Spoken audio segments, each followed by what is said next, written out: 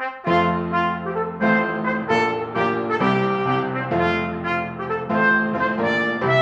everyone. Thanks for joining us for Politically Incorrect Knitters. I'm Deplorable Knitter, and I'm joined, as always, by the fabulously talented Ann Pinkava. Aw, thanks. And today we have some knitting stuff, not as much as I would like to have, unfortunately. Got some political stuff. I mean, the election's coming up in just a few days. Boy, howdy, is the election coming up in a few days. Never knew it'd sneak up on us like this.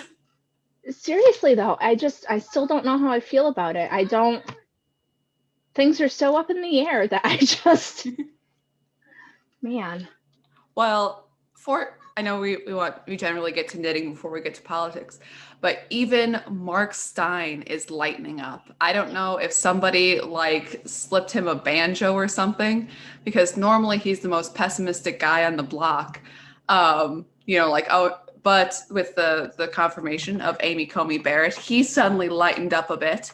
And also just the amount of Trump rallies that are going around where, Biden or Kamala, and they have a rally and it's a couple hundred people. And then there are Trump caravans with cars and flags of hundreds of vehicles with generally more than one people, some entire families. And there's no celebrity talking. There's no speaking at all. It's just we're going to drive around. We're going to wave some flags. And there's hundreds and they're everywhere. Yeah, I'm really torn about it because I do feel like I see more Biden signs than I usually do. But then again, I need to remember I live in a blue state. Right. So even though I know people in my direct neighborhood are on the same page as me, I went and visited my dad yesterday, right? My dad lives, his area is a little bit more upper class than ours is. So as you get into those houses, I saw lots more Black Lives Matter signs. I saw lots more Biden. And I was feeling bad, but then again, that's kind of the people that tend to it's a lot of academics and a lot of business people, and so it's those people who are on that wavelength. And so I have to remember, it's not a red state. I'm gonna see it. Right, and also kind of the sad angle about that is that these are the people who the Black Lives Matter protest riots, whatever, aren't going to touch. So of course they're going to support them, because after all, who would not believe that Black Lives Matter? And there's riots in Philadelphia. I was watching a little bit of Elijah Schaefer. I think his YouTube channel is slightly offensive, that he goes around and he films during the riots and what's going on. And he was beaten up in a Target, I believe, the other day, that he had a big bloodied lip. Wow. Yeah. And I think he said that specifically people were being targeted, basically white people were being targeted in the thing, but it was unclear if they knew who he was, because he's gaining more popularity of people.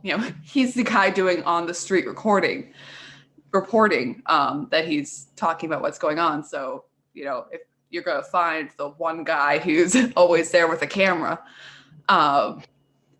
but yeah, he's doing some really, really important work. But talking about that, and one of the videos he did was a guy who, again, liberal everything, and hey, they just burned your business down, or I'm not exactly sure that his specific circumstance, but it was, wow, I'm voting for Trump now. Interesting. Yeah, it's too bad that had to make him change his mind. I know. You hope for a less violent or less abrupt way to, look at things politically. But yeah, how can I change my vote is trending on Google. It sure is. And, I was listening to Rush, and I don't know.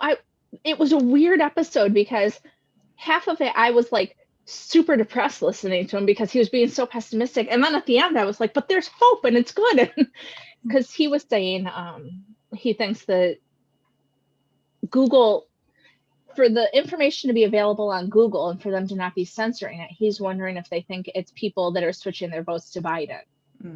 But from my point of view, I don't see how that could be. With the Hunter stuff coming out and Tony Bobulinski, or I think that's his name, and with another surge in rioting and stuff, I personally do not understand how that could be the case, but who knows? Right. And I mean, also, you know, like with the previous election, everyone's like, oh, Russian election interference. My goodness, Google and Twitter and Facebook election interference. I've got this little blurb on top of both my Facebook and my Instagram saying that election results may come in days or weeks late, and that is normal. Source, Bipartisan Policy Center, which always cracks me up because it doesn't sound like a real name. Like, which Bipartisan Policy Center? It's just like the blandest, like, quote, trustworthy thing. I'm like, I don't trust you worth nothing. What are you I don't trust them at all. You are correct. But and YouTube now, if you type in things like Biden talking about fracking, that they will hide results of when he has specifically said many times that, I'm going to ban fracking, ban this, ban that. And they like shuffle it down. And like, that is election interference. If people are looking for video of candidates saying things, they should be able to find that video. Yeah, whether or not the people running the thing like it. Right. You know, and they came out with the numbers again yesterday about, 95% of people who work for Google that have donated to a political party have donated to the Democrats. And like, I just don't understand this whole, how it's become acceptable to people. Like the news, there was a news station that did not even cover Amy Coney Barrett being sworn in. Wow. Most of them gave her like 50 seconds, but one of the main ones, I don't remember which one, ABC, NBC, one of them, didn't cover it at all. Like, come on, this is what's happening in our world. You don't have to like it. She is now Supreme Court Justice. Move along. Yeah. You know what I mean? You should mention, hey, we have a new Supreme Court Justice. Kind of a big deal. We don't have that many of those. They are a branch of government. Yeah. And she's a chick, which once again, you would think the feminists would be all thrilled about, but she's the wrong kind. Right. And I don't know if you've seen it, but the Girl Scouts originally put out a tweet that I believe she's the 5th lady Supreme Court Justice. And it was a woohoo girl power. And then they put out a tweet saying that we've removed it for being political and controversial. But they did not remove when they did a little thing about when Ruth Bader Ginsburg died. And they had a quote of her saying, woohoo, great feminists. And they also didn't think that saying rest in power instead of rest in peace was at all controversial or political, which is bizarre little phrase that has come into vogue lately, not the least of which saying that in death, power is more important than peace is a little spiritually off. But anyways, that having these blatant double standards, and also you're the evil one, not us. It is a double standard, and it's prevalent everywhere. We actually got a comment on our channel last week that said, why are you guys even bringing politics into this stuff? Why did you even put politics on Ravelry? Right. And I responded saying, because there were already politics on there, I just went the other way and it was unacceptable. Right. Because if you are not part of groupthink, then you are not welcome. Right. Not welcome here.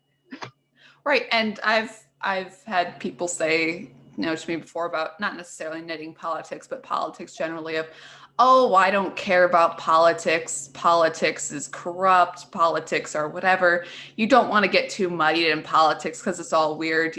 Again, I don't care about politics. Well, politics cares about you. And we've seen so much how it personally affects every single one of our lives, from taxes to road signs to if we're now forced to wear something on our faces, that every level of our lives, politics are intruding in. And are we going to push those politics back out, or are we not? and that you can't just, oh, well, if I don't look at it, then surely everything will go back to normal. And that's not how it works. You can't change the world by not being aware of it. Right. And the normal that, you know, you and I grew up knowing, I don't think it's going to come back. I don't think normal for my kids is going to be the same stuff as we used to. I think it's always going to be politically divided. I think that because the left has gotten so extreme that they've made it into this thing where you can't just agree to disagree, I mean, there are still people who are reasonable, but it's becoming more fractured, and it's making, I would be thrilled to just let people have their beliefs. But when they're shoving theirs continually down my throat, I feel the need to stand up and say what I believe in. Because either you can allow them to shout you down and roll over, or you can stand up to them. And that's kind of where we've gotten. Right. And I don't see it going back. Well, I would say a couple different things there. First, we have gotten more politically divided recently, but that's not to say that there hasn't always been political division from a historical standpoint, because we have 100 years ago with Teddy Roosevelt, and he was fighting anarchists, and the anarchists were blowing things up because they were in support of anarchy. So like the same riots and violence and things they're not something we want, but they're not an unheard of thing historically in America.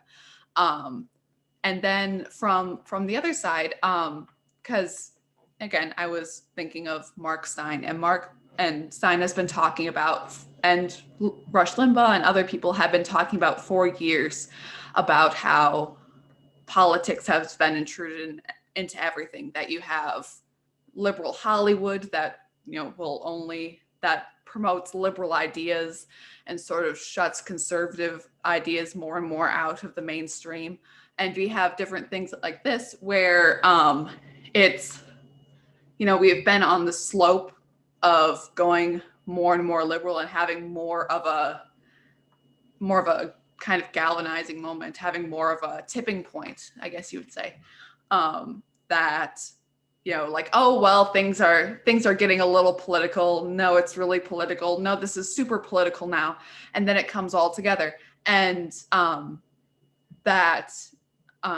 because like I said, people like Stein are clearly frustrated, and Stein, when in France right now, you have several years ago, you had the Charlie Hebdo massacre, in which the entire magazine company were murdered because they had published Muhammad cartoons.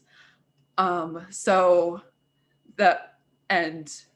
in the past couple of weeks, a teacher had been beheaded for showing those cartoons in his class after he said, if anyone's offended by this, please leave, but this is a class on free speech, so we're going to talk about it. So in France right now, and commented on it, and he's kind of, very pessimistic, kind of too little too late sort of a thing, where people are like, oh, people are in the streets showing solidarity. And his idea for years had been, if you truly want to show solidarity, then every newspaper should have published those cartoons and say, you can't get all of us. So he kind of thinks like, any solidarity that isn't that, I'm not for it. But there have been those cartoons published on the sides of buildings. There have been people standing in the streets now saying like, hey, we need to stand against this sort of violence. And different things such as that. The new Charlie Hebdo magazine has come out with more salacious cartoons, which you gotta love them for that. And down the line, and the Prime Minister of France, who knew he was this tough, really? Kind of a European weasel is what we all thought. And yet all of this happens. He's like, no, I'm standing up for French culture and I'm not condemning this. So there are counter protests from Muslims who are saying that there will be harsh consequences. Okay, so there's Muslim world is now speaking very anti-French, when for radical Muslim, that sort of extremism, we kind of thought France was lost. So that there one hopes that a man has been beheaded in the suburbs, and that is unacceptable. And letting things like that slide for too long has been a problem. And now this is the turnaround. One hopes that this is the turnaround, and hopefully. Right. So, and I guess my point is, as I just right now in the US, I don't see enough people standing up. I don't see enough, and I don't know. I hope it doesn't take something as extreme as somebody being beheaded in our streets for people right. to like really wake up. And I guess that's more of my point of like, this is how things are going to be until something major happens that make people really stop and think, I guess, or wake up or whatever it might be. Well, to a certain extent, I believe the Antifa member shooting the Trump supporter point blank was shocking for a lot of people. Yeah, but it's another one of those things where I don't think enough people know about it because the news is so biased. Is true. You and I know about it, but if we were only watching MSNBC or regular nightly, my husband tries to watch the regular nightly news, at 6:30, and every night he turns it off angry because it's just full of stuff against the president and everything. And so if that's what you're getting, that's the problem. Right now we are in this thing where the media is complicit in what's going on. And so therefore a lot of people who that's what they have, that's what they know. That's true. The problem. That is true, that you do have a certain amount of blinders on. But another hopeful thing, and I hope that I'm not just turning this quote for my purpose, but during the Civil War, that there was a man in the South, and South breaks from the North, and a lot of the Southern people were like, woohoo, war.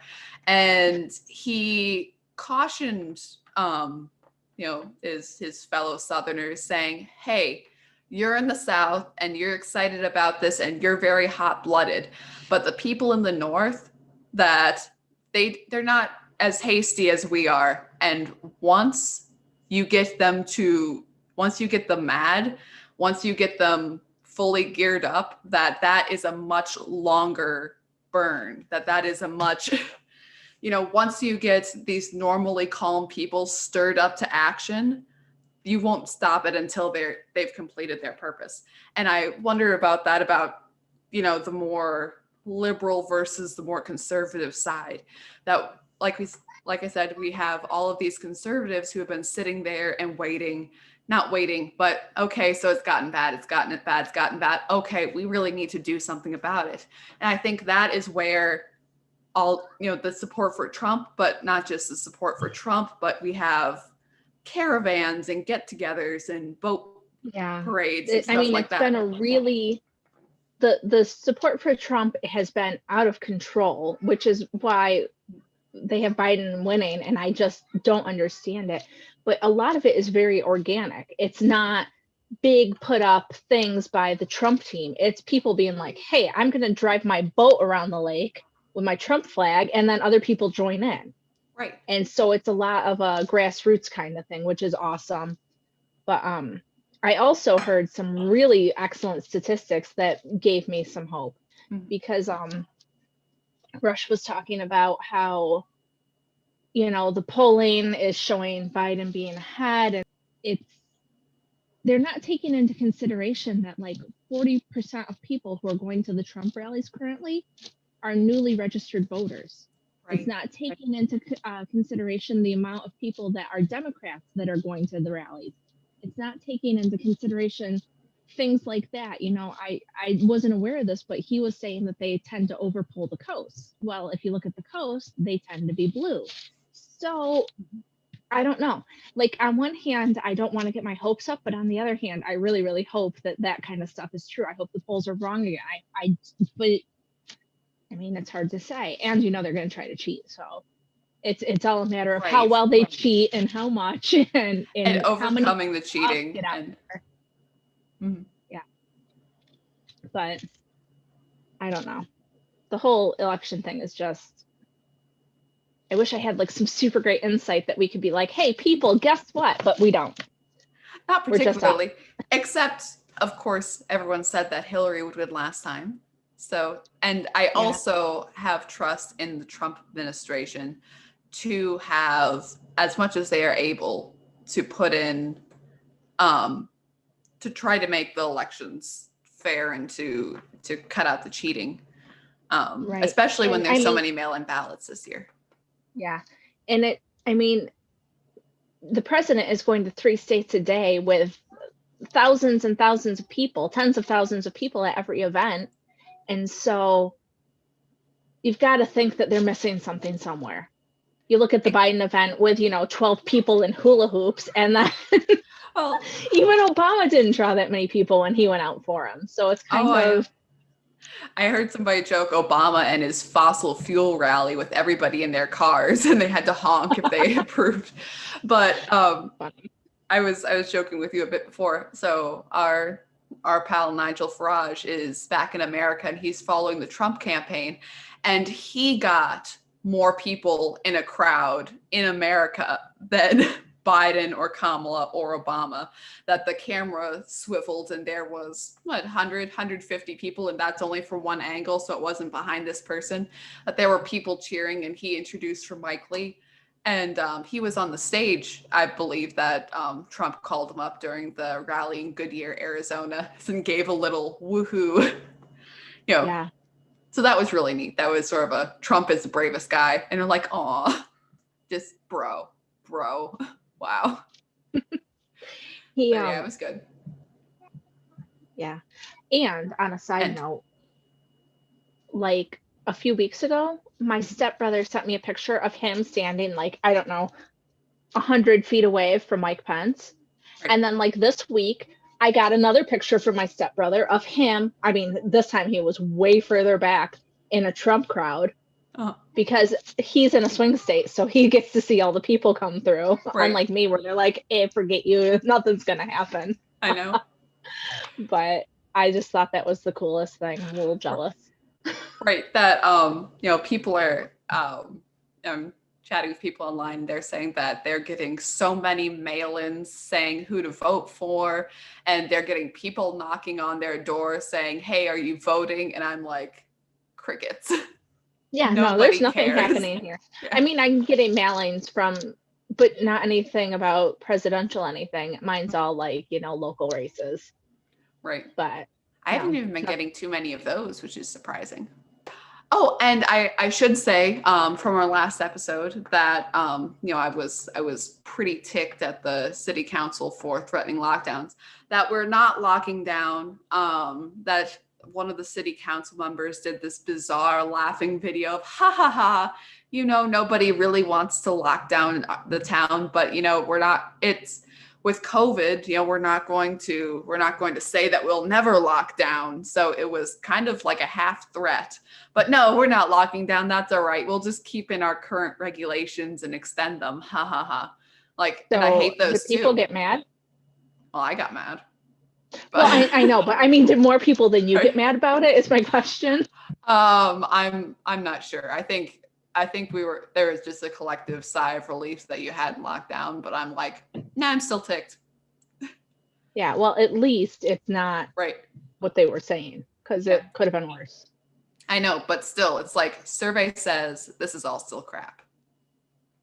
No, but other political news with the ongoing saga of Hunter and Joe Biden and the Biden family, and now Tony Bobulinski, I believe his name is, who was the CEO of Sinohawk, I believe is the Chinese company that it was half members of the Chinese banks and half the Biden family.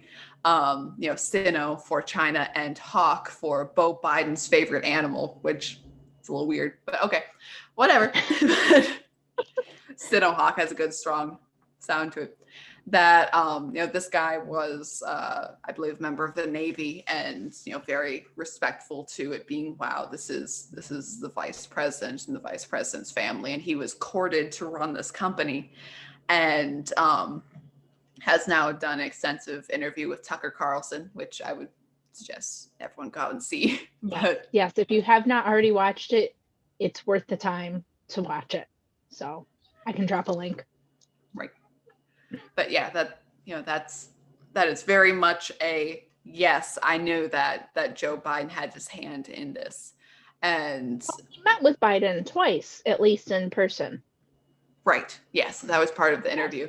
So and he was clearly, and he was very forthright coming out because his sister-in-law died this past week, and while he's dealing with that, the news comes out about Hunter Biden, and it's an email to him, and people are coming out and saying that this is Russian collusion, and he was a member of the military and also a businessman, and also called up Schiff, I believe, or I think called, not texted, and said that, hey, either you retract saying that that email to me was Russian collusion, because he's not going to take that. He's not going to, have anyone say that what he was doing was under the table. Like, hi, I am a respected business person. I'm not going to be called a Russian colluder for the rest of my life. Either you retract this or I go public, and it wasn't retracted, so he went public. Yep, exactly. He and he's a Democrat. He's donated to him. He supports Democrats. He's not, and after the during Trump's impeachment, everybody said, "Oh, we have to believe Vindman. He's a decorated army or whatever he was." So it's another prime example of the double standard, because this guy is saying stuff they don't like. Don't have to believe him. You don't have to worry about it. It's all right. Right. And I was talking to a guy personally the other day, and he was Democrat all of his life and gets most of his news from the MSNBC highlight reels. And he was talking to somebody else about the debate between Trump and Biden. And he's like, well, but Trump lies all the time. And I'm like, hang on. and so, I talked to him a little bit, and I said, well, to begin with, that Biden's line about how everyone kept their health care was considered the lie of the year, according to PolitiFact. Like, that was it. And, then I talked a bit about the Biden laptop, Hunter Biden's laptop, and he's like, oh, well, Hunter is making, first of all, that was Russian, whatever. I'm like, hang on. But second of all, that, if Hunter Biden made money, that doesn't mean that Joe Biden is connected. Like, first of all, laptop, not Russian. I mentioned that he said that Rudy Giuliani was getting the information from Russians. There's no Russian involvement. He made it sound as if he believed that he got the laptop from Russia, that the laptop had gotten to Russia somehow. I'm like, no, that, again, the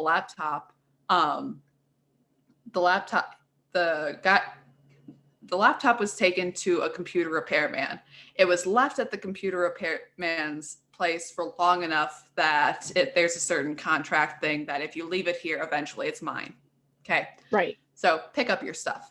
So once it reached that time, he looked at it and he's like, wow, there's a lot of, personal government, stuff on here, and he sees corruption and, child porn and other things that is very inappropriate to have on a laptop. And he makes a copy of it and he gives the original to the FBI. That was a year ago, and nothing happened with it. So, and that was, again, before Joe Biden had became the Democrat nominee. So one would have hoped that if you were a little quicker on the uptake, that Joe Biden would not then be the presidential nominee now, that you'd have a different presidential nominee, because hopefully the FBI would do their job. You would think so, but this guy that you were talking to is a prime example of what I was mentioning earlier. People who don't search for alternative sources, and so they believe what they're being fed. Right. And I was able to say that, this laptop, and the guy after a year, he then took the laptop that he had and then gave it to, put it in the hands, essentially at the line, to Rudy Giuliani, who is now doing videos on it. And then even Rudy saw this, like, hey, this needs to go to the government again, even though the government has the original laptop somewhere, which is shocking. but that you have all of this information. I'm like, no, it's not Russian collusion. No, it's been corroborated that the emails that he sent has been corroborated with the people he sent them to. Tony Bobulinski has 3 cell phones that he put in of different texts and other information on the cell phones to corroborate the stories. And again, Rudy Giuliani's video, it's like, yes, Biden made money. Biden got up and said, I have not got a cent from any foreign entities. Sorry, Joe, but the American people know how money laundering works. So of course it's not, I released my taxes. Release your second book. And even though you released your taxes, how did you get 15, 16 million in the past 3 years? What was going on there, honey? Yes, especially all the family, right? All the family members with all of the extra things. And Trump's question, who built the cages, Joe? Ooh, that's a lovely little double, because not only were the cages built during the Obama administration, the cages were built with a government building contract to Joe's brother. Oh, nice. Oh, yeah. I didn't know that part. I mean, I knew they were built during Obama, but the whole brother thing. Right. And again, the guy who, except for being Joe's brother, should have no building contract connections whatsoever. And this is the same man who's also had building contracts in Iraq, which seems strange to me. That why is there American building contracts in Iraq anyways? I assume for bases and things, but still, that's a little sketch. Well, I think that does happen, though. I know that there's a lot of like civilian contractors that go over and do work. So, but still, it's Joe's brother making money. Did you change the guy's mind? Well, again, we were doing other things at the time, so there was that sort of like a wait, what? And I'm like, yeah, this is sketchy. Like, you should look more into this because that's not cool. Yeah. No, it's interesting, and I wonder. He was clearly thoughtful about it, basically. Well, that's nice. I mean, that's a lot of the problem is that people now aren't. They're so they believe so hard that what they're hearing is true that they won't even listen to possibly we're not right. Mm-hmm. And like, I watched the debates because I really wanted to hear what was going to be said about some of these things. I didn't just go to cheerlead the president. There are things that I would like to know, because if Biden wins, he will be the president.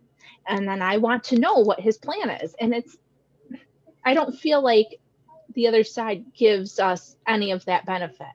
Like, okay, so you might not like the president, but like, let's know what he's going to do. Let's talk about it. Let's see what's up. There's none of that. Right. No, it's okay. And it is the same.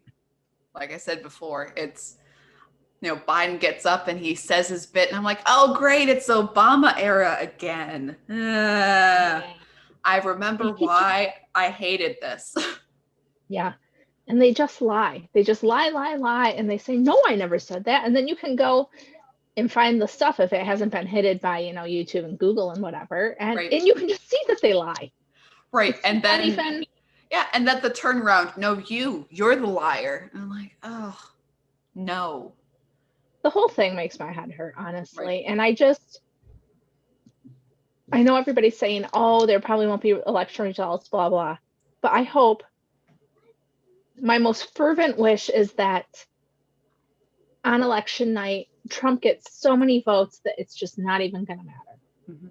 Wouldn't that be killer? It would be amazing.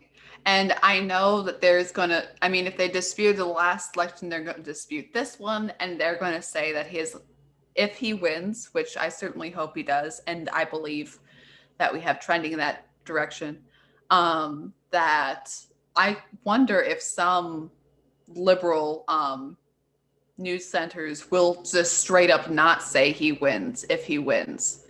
That or like, oh, he cheated, or it's going to be a new horrible scandal. It's going to be this and that, and which is incredibly concerning. But, just wondering different scenarios with that if certain media members just refuse to say that he's won, rather like Hillary Clinton herself has refused to say that he won. That if there is some sort of and again, which will sow more confusion and discord, and I hope it doesn't happen, but that is a possibility. And if we also have Facebook and Twitter who say it's okay if we don't have the election results for days and weeks, I'm wondering if there hasn't been a memo sent around that is a very concerning thing to have, that a country that has been able to have election results day of for like the entirety of our history. And that was before the internet. That was when we still mailed things between each other and had couriers. We were still able to get our election results day of. And yeah, and to take that, a couple blocks further down Paranoid Alley, that if, not a place you want to be, but I keep getting reminded of the Iranian, not the Iranian Revolution, because that was horrible, but also the quote Arab Spring during the Obama era. And during that, you had these different protests, and they shut off the internet entirely. And, many people looked at that like, wow, that's concerning. You just totally shut down communication. But there were certain Obama era deep state-ies that say, that were clearly intrigued by this wonderful concept of shutting down the internet entirely. So that, again, is a bit of a concern.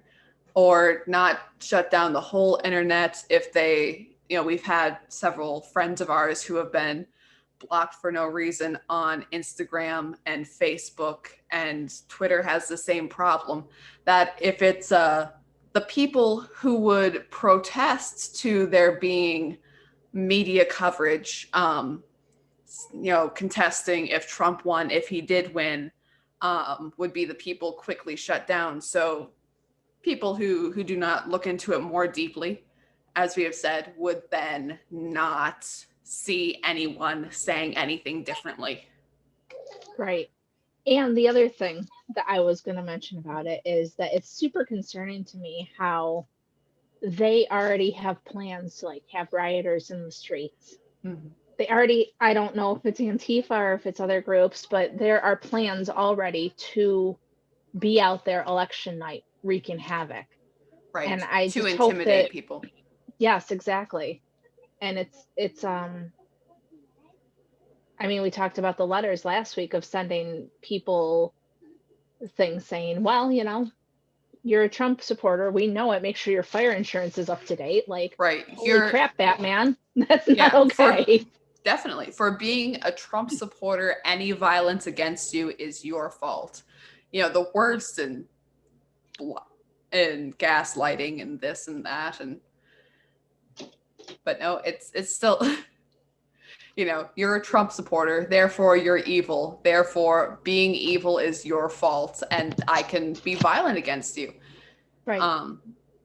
And the fact that there's a whole generation of people that seem to think that this is acceptable and normal. See, this goes back to what I was saying before, that until we reach the tipping point, I don't see things going back to the way they were when we were kids. I don't see them going back to being, you live your life, I live mine, because now we've got all these crazy protesters and rioting and, oh, you don't agree with me? I'm going to punch you in the face and plaster your picture up around the town. And it's just very, I don't know. I feel like I'm living in an alternate universe, honest to God. Like, it's just, I don't know how we got here.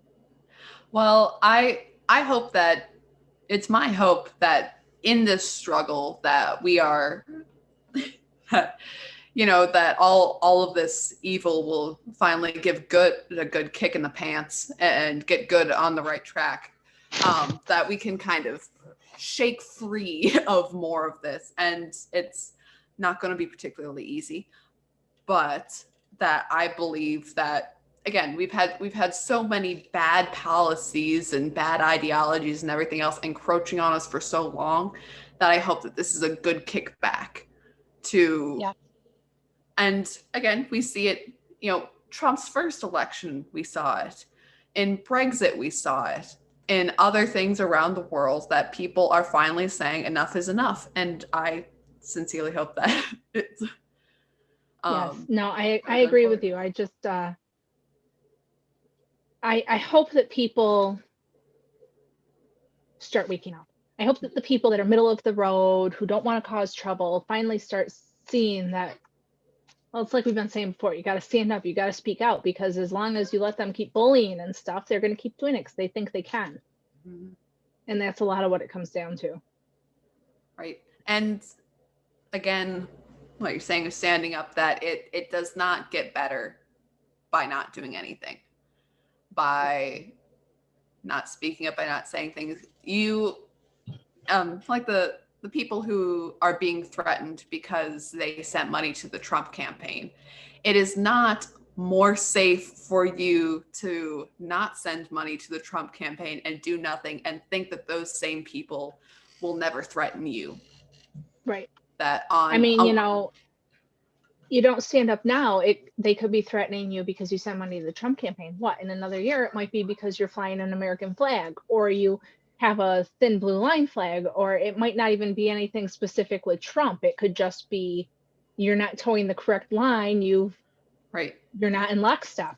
So you're not waving the BLM flag hard enough. Right, exactly. And yeah, that there's no love, there's no, and also let's say that you do everything they say that you support the right people, and you wave the right flag, and you wear the right armband if you're cute and quirky and you're into that, and you go down the line and you are in lockstep, well, then you're dead already. That there's, you know, where do you go here? If someone is threatening violence to you, if you do not toe their line and you do toe their line, then are you a free man or not? You're not at that point. Well, you're not. And it's also like what we've seen in the knitting community where, you know, Ravelry kicked out all the conservatives. And so then what did they do? Well, then they went against the people that supported the police. And then they go against, you know, yarn dyers that might not support the right kind of, like, oh, you didn't put up your black square, or you didn't, like, you know, they get rid of you and you think, so they got rid of the bad people, the conservatives, and now they have to find other people to educate or to, you know, whatever it is that they're doing. And so you aren't safe. Because, you know, you put up your black square. Well, you didn't put up the right kind of black square. You didn't keep it up. You didn't do this. You didn't, like, there's always going to be something else.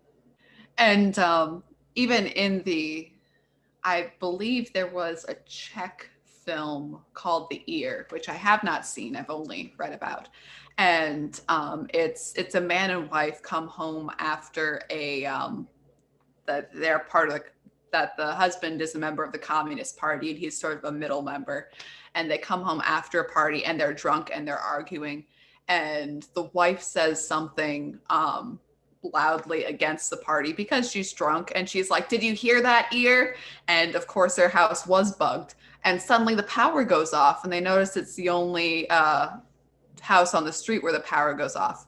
And again, I don't know the ending because I haven't seen the movie, and the lady who talked about it, Kathy Shadle, I believe, didn't want to spoil it, and she's talking about this, how the plot of these movies, that you have the very American films where you have the hero and he accidentally gets involved in some sort of a government conspiracy. He gets information he wasn't supposed to know. You know, a spy dies and hands him a briefcase and says, get this to London. Some plot line like that, where you have the outsider guy and then you have the evil spies who are trying to get him or her or whatever. But then you have that what often happens in these sort of authoritarian states is that the state that you supported and you promoted and everything was good and you thought you were safe because you were with them, yeah, they get you in the end too. Like the end of 1984, where even the people who were gung-ho for Big Brother, that even they are standing in the secret police headquarters and, you know, getting questioned. And yep, exactly. It's exactly that. And I suppose now is a good time to transition to knitting. Oh, I guess we should talk to about knitting on our knitting podcast. But I'm thinking this because this is my Trump censored hat. I released this right after I got kicked off of Ravelry. Mm-hmm. And it was because they were censoring anything against Trump, but it just seems really relevant again, which is why I decided to wear it today, because, you know, the political articles getting censored, not political, I'm sorry, the New York Post articles getting censored, you know, the White House press secretary being shut down. Just, man, these people, they're not right think, whatever it's called. And so they're shutting us down and we're being censored. And even Washington Post, I believe, said Biden was corrupt. And Biden said, really? Even the Washington Post says I'm good. It's like the Washington Post was literally the people who posted the article that said, you have problems. But yeah, it's just, it kind of flows with the whole, you know, you're not part of they'll come and get you in the end if you let them. Man, I have been such a downer lately. I know, it's horrible to be I mean, like, not as if I haven't been a bit down either. It's like, but I'm the one who's like, man, it sucks. We're all going to be in 1984. Go vote. We're not going to be in 1984 because I believe that we have more people with us than against us. That's right. But if you're tired of being censored, there we go. Get a Trump censored hat. What kind of knitting do you have today, Anne? Well, to begin with, I did finish my red, white, and blue stripy socks. So yay, picture somewhere. But so I immediately gave them to my friend, and and you're like, I already have my hat. I have my picture, but somewhere there'll be a picture. But yeah, we were sitting there watching the last debate, and I finished them up and I tossed them over and said, here, put these on your feet. And she said, thank you. And she put them on her feet. And she put them on her feet. She's like, woohoo, I have new socks now. I'm like, that's right. Done with those. Cool. But yeah, so that's good. Let's see, I'm almost that I had the blue and yellow sweater. I did finish the sleeves. I'm not going to show it because you've seen it. I did finish the sleeves and I'm about halfway done unpicking the sewn bind off around the outside, which is a pain, and especially since the yarn likes to cling to itself. So really frustrating, but anyways, so yeah, so sleeves are done. So once, excuse me, I've finally unpicked that, then I can pull it out and knit it all again and have a grand old time. And also in knitting, I have Mr. From the Knitted King. Sorry, I have to say that right. You Knitted Kingdom, right? United Kingdom. I believe so. Anyways, sorry. I just flubbed it. I said it normally earlier. Anyway, so I'm test knitting this hat for him, and it's actually going pretty well. So it's a hang on, let me get my strings all in order.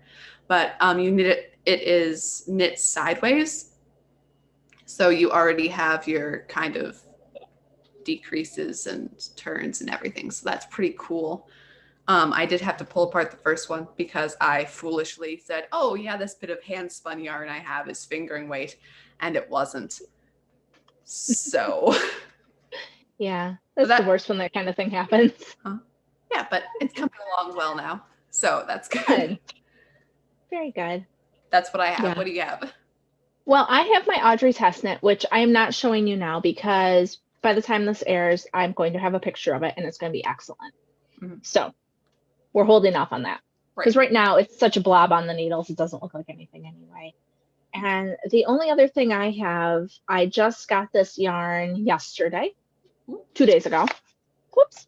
So I got this yarn a couple days ago at Michael's, and it is some chunky yarn, and it's 80% acrylic, 20% wool, and it's going to turn into a gift for somebody. But they like to watch, so I'm not going to say much more on it right now.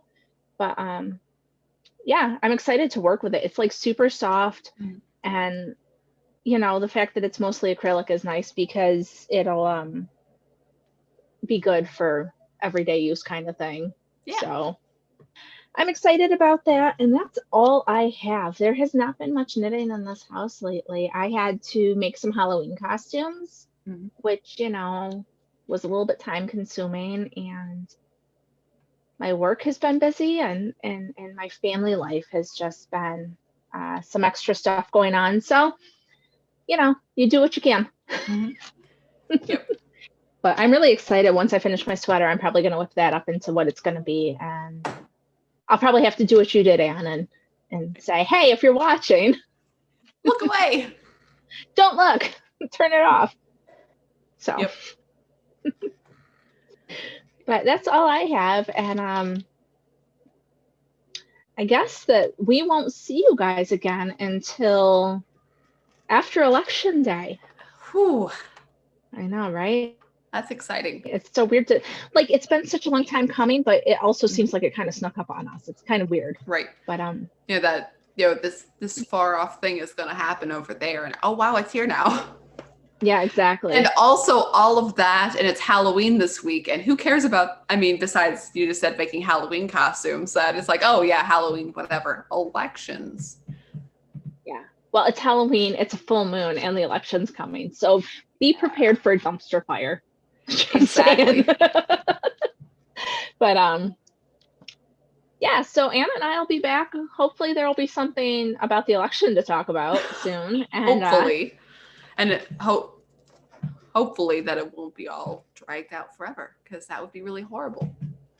We'll catch you again soon. All right. We'll see you next week. All right. Unless the world burns and they shut off the internet. So yeah, if that happens, then we won't be here. But yeah, probably we'll see you next week. We'll I can't imagine that our country would survive. I'm sure we'll all muddle through somehow. So. All right. See you next time.